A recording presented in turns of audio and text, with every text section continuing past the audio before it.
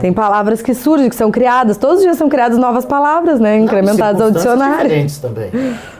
Uma das coisas que eu me recordo aqui, tendo visto pela TV Câmara, foi uma vez uma mãe que veio fazer um apelo para que houvesse a vaga para o filho que era portador de deficiência. Era uma pessoa com deficiência, né? Que diz que portador não existe mais. Pessoa com sem deficiência. Pessoa com deficiência. E ela conseguiu. Então esse tipo de alcance é histórico e não precisa ser engraçado. Só que tem que ser registrado, porque senão, como eu digo, você perde. Se não houver... Por isso que eu digo que o papel do livro ainda é fundamental. E vai ser por muitos e muitos e muitos anos. Para não se perder registro da história. Daqui a 30, 40, 50 anos alguém vai ler, mas olha, teve um jornalista meio idiota que foi lá escrever um livro. Mas olha só, isso aqui eu vi. Esse é o lado bom. Ou então tu vai contar uma história para os teus filhos, né? E para tu dar veracidade ao fato de estar registrado em um livro. Tá aqui, ó, não me deixaram mentir sozinha. Tá aqui. Não tô mentindo, olha como aconteceu. Não, é verdade, isso é muito legal, né? Eu acho que realmente o livro não vai se perder, porque eu sou uma amante da leitura, imagino que tu também sejas, e tu encontra no livro fatos que tu desconheceria, né? E não, você pode viajar. Tu quer coisa melhor do que tu exercitar a tua imaginação? Eu exercito a minha imaginação basicamente de duas formas. Jogando xadrez e lendo livro. Assim que eu consigo. Tem gente que fica só no livro. Tem outros que ficam só no xadrez. E tem outros que tem a fotografia. Tu pode viajar através de uma fotografia. Então fazer essas viagens mentais não é coisa de doente. Não, pelo contrário. São pessoas que conseguem exercer a sua capacidade cerebral. E o livro te permite isso. Isso que eu vejo como a grande vantagem do livro. Por isso que eu já estou lançando sei lá Deus se vai fazer sucesso, porque é uma responsabilidade, como eu te disse, minha.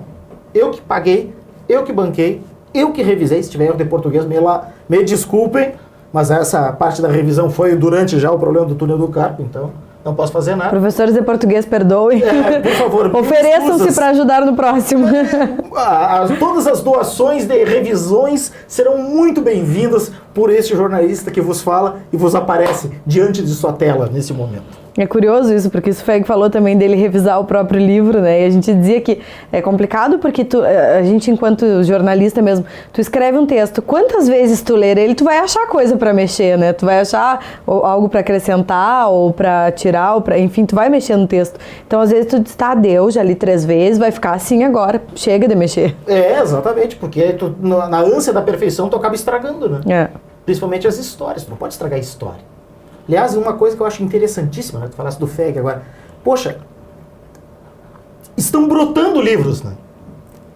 O Fernando Rich, o FEG, para nós do mundo jornalístico, é o FEG. Mas é o Fernando Rich, lançou seu segundo livro agora há pouco. Eu estou lançando um. Eu já sei de mais gente que vai lançar em breve.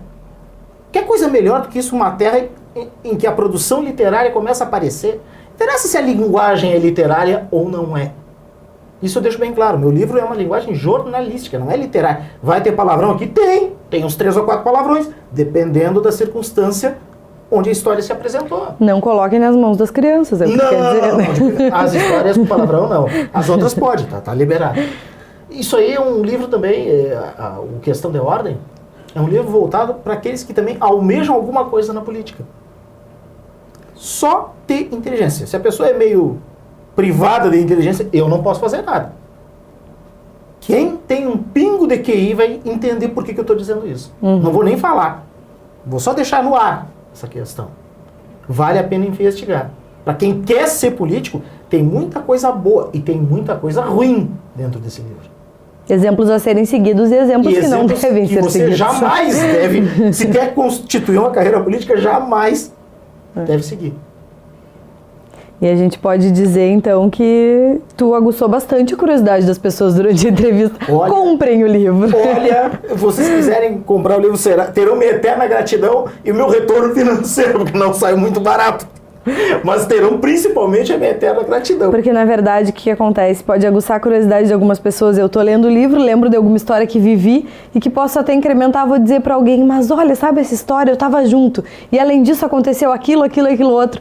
E aí tu traz à tona a história da cidade, da Câmara de Vereadores, né?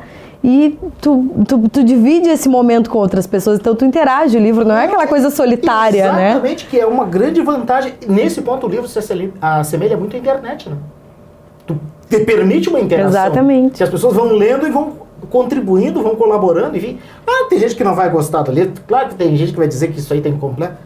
Não é esse o objetivo, eu não estou lançando o livro por causa disso. Esse é o objetivo também. Esse é o objetivo também, porque as críticas, enquanto construtivas, também são bem-vindas, né? Exatamente. Até porque se já tem uma segunda edição sendo encaminhada, que bom que eu chegue pra ti e diga, pai, Manuel, tu podia fazer tal coisa que pode ajudar no teu livro. Mas se tu achar que é uma evidente. crítica válida, Evidente. anota aí. Tem uma crítica que eu recebi, que eu já posso tornar pública aqui também. Fábio Schaffner. Fábio trabalhou agora como correspondente da Zero Hora na cobertura da avaliação da Câmara se aprovava ou não a abertura do processo de impeachment em Brasília da presidente Dilma Rousseff. O Fábio me questionou várias coisas a respeito desse livro. Várias e várias e várias e várias. Principalmente das histórias que não estão com nome. Porque ele é jornalista, porque ele é crítico, e que ele diz, tchê, eu quero que teu trabalho fique bom. E ele está coberto de razão, e eu que não vou... Agora, depois eu expliquei para ele, ele também entendeu. Eu digo, bom, eu tinha a opção. Eu poderia incrementar mais histórias com nomes, só que aí não com uma relevância tão grande. Aí o Fábio se convenceu. Mas ele foi um dos primeiros. Graças a Deus que ele foi meu colega, 4 anos de faculdade, e que ele tem um talento acima da média, eu me espelho muito nele para fazer cobertura política. E ele me deu esse toque. Então, da próxima vez, tu lança um livro que tu consiga dar nome aos bois, consiga que todas as histórias sejam nominadas. E o segundo vai ser assim. O segundo vai ter todos os nomes. Claro, tem algumas pessoas, por exemplo, que eram inclusive da minha relação de amizade. O professor Remídio Garcia. O professor Remídio, que eu saiba, foi anos e anos e anos paraninfo na Escola Valdemar Amorim Machado. De tão bom professor que era. Foi vereador, dá nome à Sala das Comissões, aqui é o plenarinho, tem o nome Remídio Garcia, e ele está citado no livro. Agora, eu tenho amizade com o Remídio Alex, filho dele, com o Fábio, filho dele. Agora eu vou chegar lá e vou pedir, Fábio, Remídio, vocês por favor me permitem. Não vou fazer isso. Não tem nada que denigra, nada que calunie, nada que injurie. Não, são histórias e eu não vou perder as histórias. Até porque a memória das pessoas ficam vivas, né? Pessoas que... era uma pessoa assim... Meu Deus, uma das criaturas mais afáveis que eu conheci. Pessoas que foram importantes na história da nossa cidade e que vão ter a sua memória preservada em algum livro, né? Seja nesse... uma pessoa tão boa, para ter uma ideia, que uma vez eu precisei fazer uma consulta em Pelotas e ele me levou de carro. Pelo amor de Deus. Aí vão achar que eu estou denegrindo a imagem do professor Remídio. Tem 3 historinhas dele. Por favor. Jamais. Não, jamais eu faria isso. Tem pessoas aí, o professor Valentim Cassalli, também é citado no livro. 2 ou 3 histórias dele. Gustavo Moraes. Que fim levou o Valentim Cassalli, tu sabe? Está em Santa Catarina, fazendo os mesmos protestos que fazia em Bagé. Porque o Valentim já mataram ele algumas vezes aqui, né? Já. É o legítimo Highlander, né? Porque o que morre, o que ressuscita... Não, ele já morreu algumas vezes. Valentim Cassalli Maclode. Esse vai ser o nome completo, professor Valentim. A quem a gente gostaria que também tivesse aqui presente, né? Mas, enfim, não vai ser possível, está em Camboriú. Tá mal, professor Valentim? Muito mal. Uma pena, lamentamos por ele. E aí esse tipo de coisa, né, Bruna, que eu digo.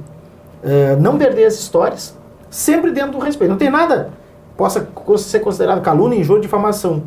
O que pode acontecer de ruim? Alguém não gostar. Se não gostar, olha, sinto muito, peço desculpas, coisa e tal, mas faz parte da história, faz parte do contexto. E jornalista é assim. Você não tá mentindo, né? No momento que tu não tá mentindo... Tu não tá inventando história. Tu sabe porque há relatos, há testemunhas. Há áudios. Então, não tem como negar. Muita gente viu. Não foi só o Mário Brião que testemunhou histórias. Não foi só o Emanuel. Quem estava aqui na volta, sabe, conhece. E muitas dessas histórias antes da existência da TV Câmara, né? Que tem 5 anos. Verdade. E que ninguém testemunhava. Só as pessoas que vinham assistir as sessões no plenário da Câmara e que não eram muitas, né? Então a TV Câmara trouxe à tona essa coisa que muita gente ouve, a gente comenta. Hoje as sessões da Câmara são mais conhecidas, né? Hoje o povo sabe o que acontece na Câmara de Vereadores porque a TV Câmara permitiu isso. Mas antigamente não tinha, então poucas pessoas sabiam, então muitas dessas histórias estão no livro, né? Inclusive algumas histórias relatam dentro do contexto que a sessão ou estava vazia ou estava ocupada porque havia mobilizações específicas, como por exemplo a suba da passagem de ônibus. Geralmente a Câmara ficava lotada. A reajuste de salário de funcionalismo não era uma repercussão tão grande quanto é hoje por causa da TV Câmara. Mobilizações de categorias, vinham 5 ou 6 representantes. Hoje não. Hoje o plenário fica lotado, as galerias ficam lotadas. Tem gente que fica de pé para assistir uma sessão. Hoje, durante todas as sessões que acontecem nas segundas e quintas-feiras, não se vê mais o plenário vazio. Alguma representação da população sempre tem assistindo às sessões da TV Câmara, né? E um detalhe interessante da Câmara, também desculpa. é a oportunidade que tu consegue de ter acesso àquilo que vai se passar na sessão, até pelas próprias transmissões, né?